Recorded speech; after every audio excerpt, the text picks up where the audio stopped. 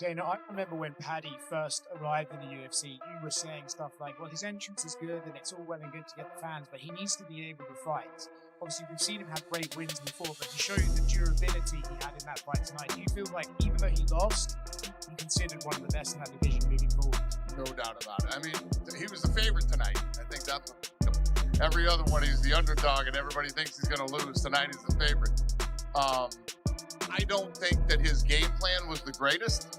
Obviously, tonight he showed he is tough, he is durable, and almost I mean, especially against Gaethje. And you're eating those punches from him.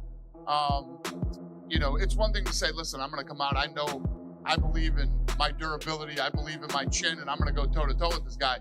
But when it starts to not work, at some point you got to say, you know what?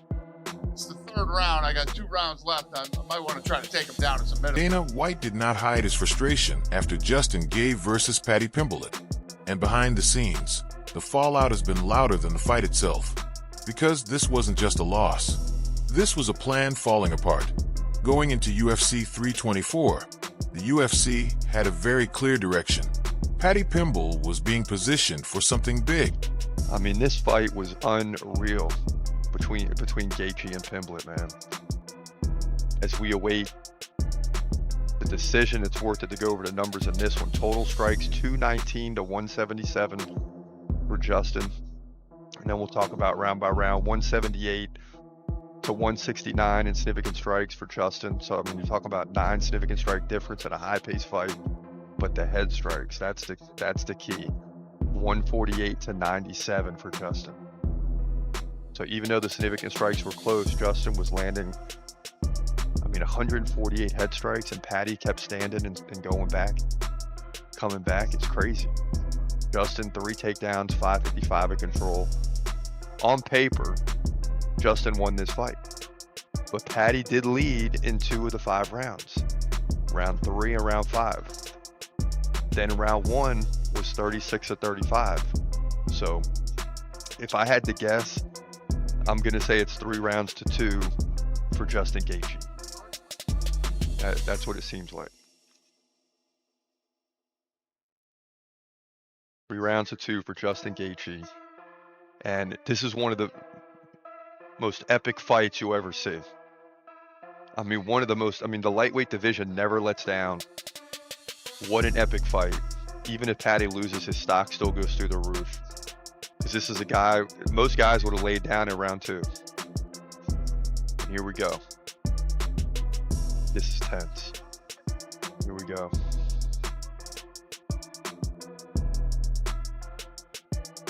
$48, $47, $49, $46, $49, $46. It's going to be Justin. Paddy knows he didn't win 4 rounds. New interim title holder.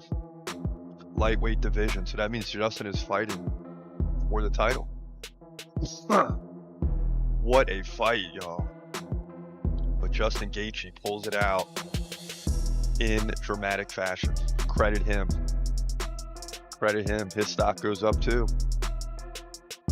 He's now 27-5. Wow. That's the way it goes down.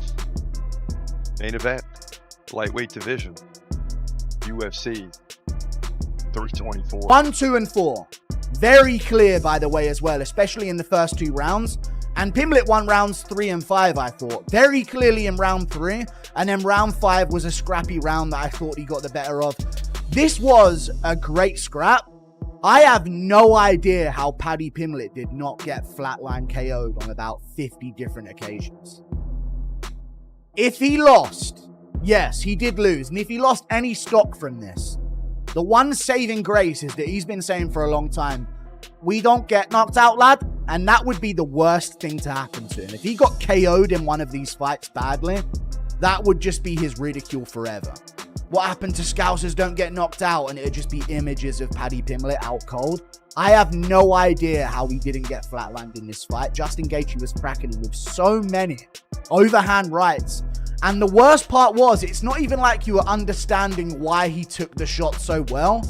Oh, he was rolling with that one. Oh, he tucked into that one a little bit. He saw it coming. I could see the shots coming. I was wincing while Gaethje was loading up because you could see Pimblett leaving exchanges with his chin up in the air and just getting his whole jaw span.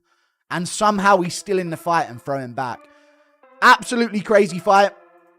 Justin Gaethje started very slow, but picked it up towards the end of round 1 with a big knockdown against the cage. It should be mentioned, even though it's going to be seen as biased for me to bring this up, I bring up fouls in every fight breakdown I do. I know I wanted Paddy to win, but I am going to bring up the fouls.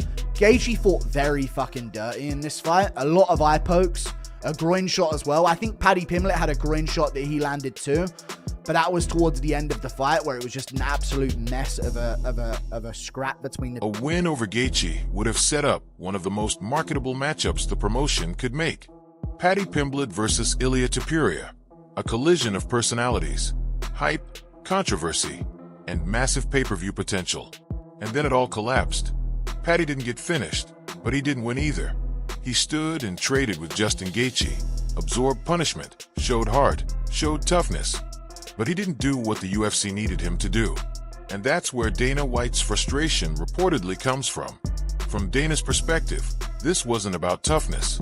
It was about execution. You don't want to get in a Justin Gaethje fight, I imagine, right? Or do you? Like, is part of you like, yeah, let's go out there and let's have a Justin Gaethje fight? I'd love to have a scrap with him. In all my years of fighting, including my amateur fights, 35 fights, I've never really had a war.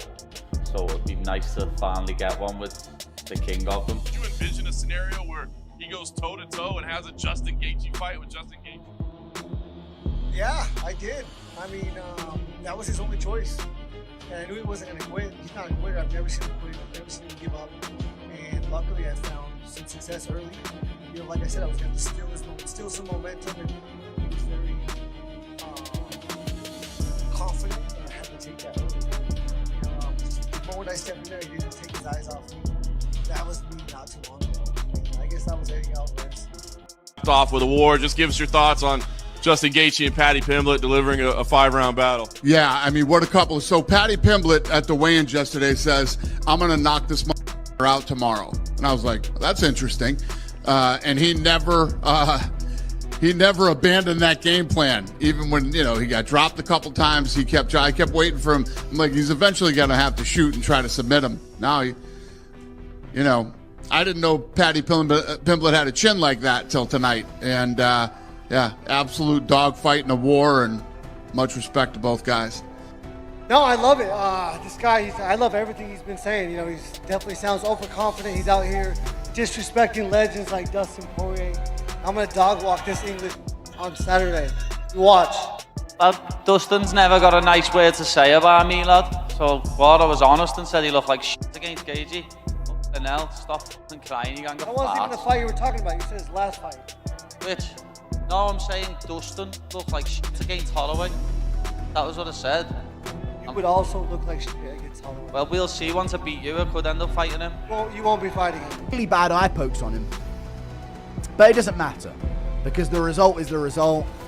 Pimblett gets beaten over 5 rounds. At one point in the third, and we can go through this bit by bit, round 1 through round 5. Round 1, I thought, hold on a second. Gaethje looks odd. Like, Gaethje looks off in round 1. That was my whole thought process in round 1. Like, Pimblett's actually going to do this. He's landing shots. He's landing uppercuts and knees up the middle. How is Gaethje not wobbled by any of these shots? Gaethje's chin is absolutely insane as well. That needs to be mentioned too.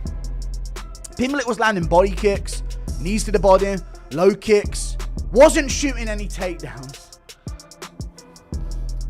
Because I picked the mixed martial artist to win. So he was just duking it out with Gaethje in round 1 and 2. Low kicks, body kicks, head kicks out of nowhere, uppercuts, hooks. He was landing good shots on Gaethje. And Gaethje just at one point said, it's nothing, like that to him, and was just eating these shots. And then when Gaethje got going after the eye poke that he landed on Pimblett, which was pretty bad, and I was thinking, oh my God, no. Tom Aspinall, now Pimblett. 2 English fighters in title fights, and we're going to go out like this. But he continues the fight. It wasn't that bad. You could see his eyes were wide open the entire time. And he gets back into it, and he gets badly hurt with a punch. It might have been before the eye poke in the first round, but the one in the second round was really bad, and that's the more egregious one. But Gaethje starts beating him up badly. Fumbles the finish in the classic Gaethje north-south position. Gets the sort of front headlock position on him, and then just tries to punch from there, and couldn't really do anything from there. So it was kind of a moment where you thought, oh God, Pimblett's been TKO'd, it's over. But then somehow he's back up on his feet and throwing back and landing good shots again. Like, he didn't just get concussed about 30 seconds ago.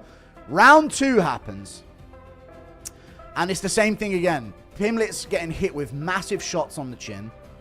He's landing good kicks to the body. Teeps, low kicks, knees, punches, chin up in the air. You're wondering every time, when is he going to get slept? There's so many moments, and I was screaming, yes, we are DDP, basically, in the middle of this, because it was just like, dude, this is plot armor. How is he surviving these moments so narrowly, with millimeters to spare?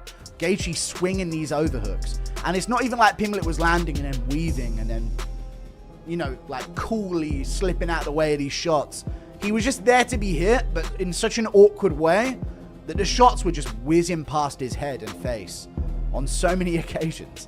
I really thought this is it, that he has been chosen to win this. It's all going his way, even though he's getting beaten up. And then he gets thumbed in the eye in round 2. Justin Gaethje did exactly what he always does: pressure, violence, and discipline inside chaos. Paddy Pimblett, meanwhile, chose to fight Gaethje's fight instead of forcing the grappling exchanges that could have changed everything. And when the final bell rang, the opportunity was gone. Suddenly, the entire lightweight picture shifted. Instead of Paddy stepping into a super fight with Ilia Topuria upon his return, it's now Justin Gaethje standing in that position. A far more dangerous fight, a far less controllable narrative, and a matchup that doesn't carry the same promotional certainty. That's why this loss stings deeper than the scorecards. Ilia Topuria didn't stay quiet either.